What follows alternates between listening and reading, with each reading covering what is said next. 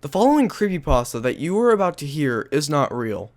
These are made-up creepypastas that I write myself. Thank you, and have a good day.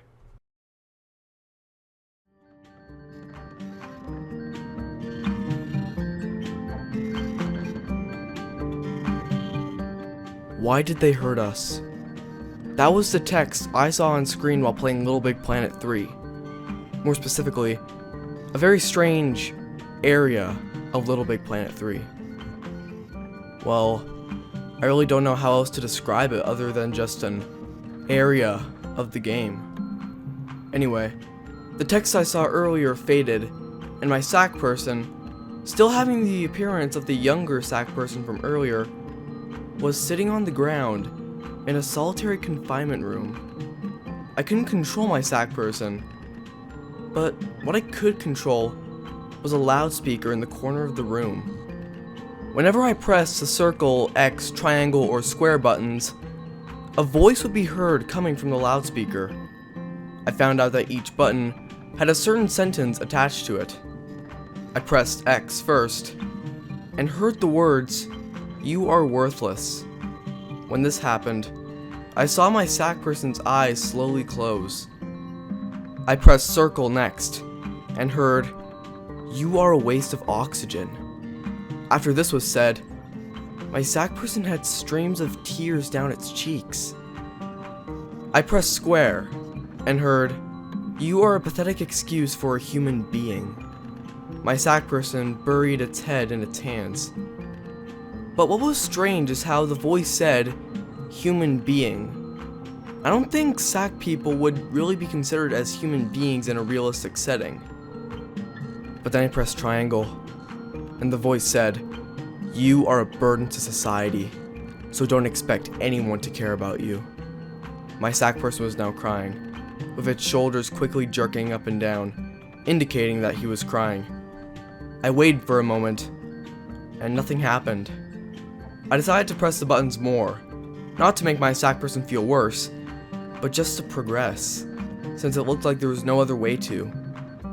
But now, the circle, X, triangle, and square buttons were now all attached to one word. This word was, "Cry, child." I proceeded to press all of the buttons repeatedly, just to get this over with. But then I stopped for a second and noticed that my sack person was now beating its fists against the floor, to which he screamed. And then I saw my sack person's fists. They looked broken, and my sack person was now screaming in what seemed to be a mix of agony and sadness. And then text appeared on the screen while this was taking place, reading, "Welcome to SCV2. I've had enough. I quit LittleBigPlanet 3 and returned to the PS4 main menu. And I just sat there for a moment, trying to comprehend what I just saw and did.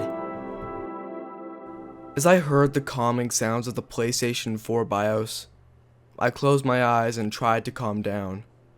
I rested my back on my couch and tried to forget about everything that's happened so far.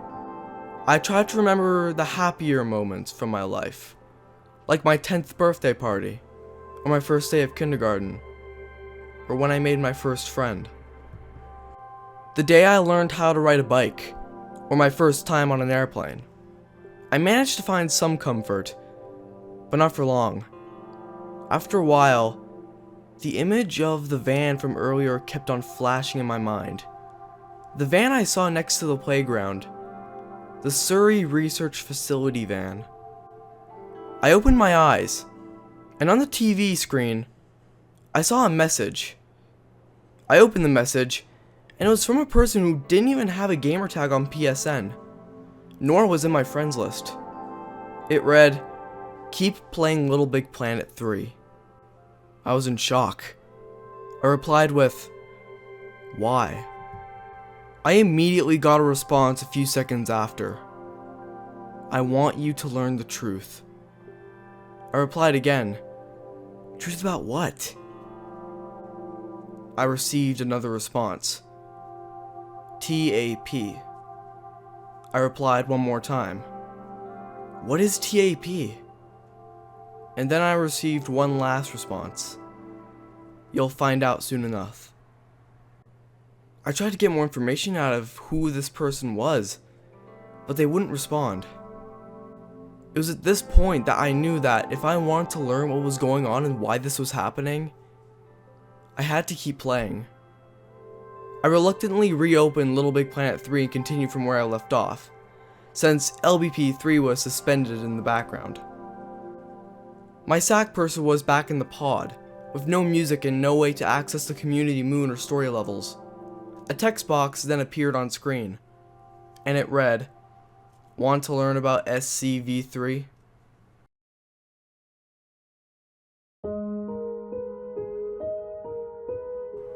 Underneath this text, there were two buttons, with the choices of yes or no. I had my sights set for no, but right at the last second, I jerked my thumb against the analog stick as the highlighted option went from no to yes. I quickly slammed my thumb on the X button and chose to witness this so-called SCV3. Why did I care so much? That was the question I was asking myself during the seconds after I selected the yes button. But my thoughts were quickly interrupted as a second text box came on the screen.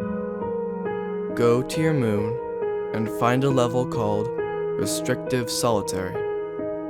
The text box then disappeared when I slowly navigated my way to my moon. I noticed that my moon was full.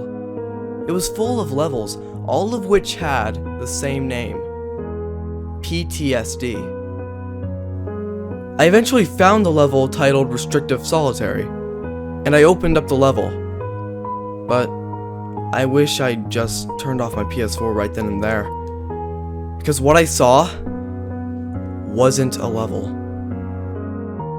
The entire level was actually a video. More specifically, security camera footage that was dated 26/7/2007. July 26th, 2007. Nothing happened during the first 10 seconds of the footage. It was just a still shot of a hallway with a large metal door in it. But after those 10 seconds, I heard something. Footsteps. They got gradually louder and louder over time. But that wasn't all I heard though.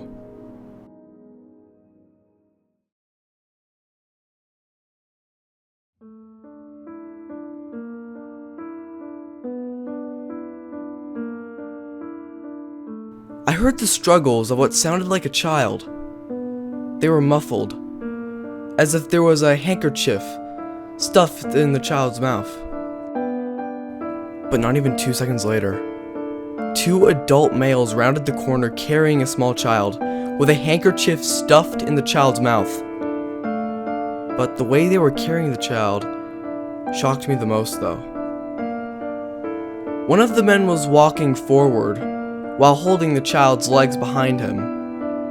The other man was standing behind the child, holding his hands, which appeared to have been tied behind his back.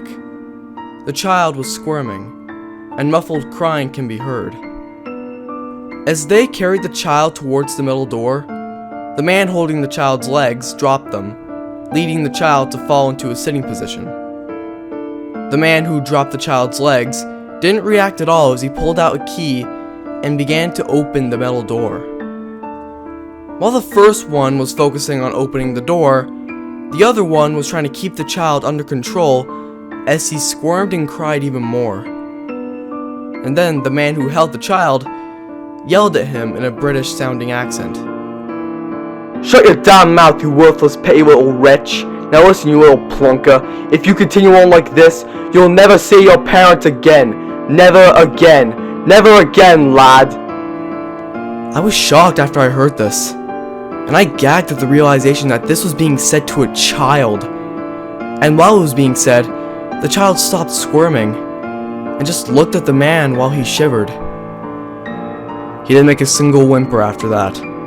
The man who was at the metal door opened it, and both men picked up the child and threw him into the room. And in the room was a metal bed and a loudspeaker in the corner of the room.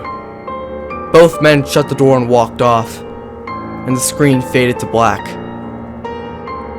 I was silent. I had my back pressed against my couch, and my controller resting in my hands. I was left alone with my thoughts. Was that clip even real? Or was it fake? If it was real, then who would be sick enough to do that to an innocent child?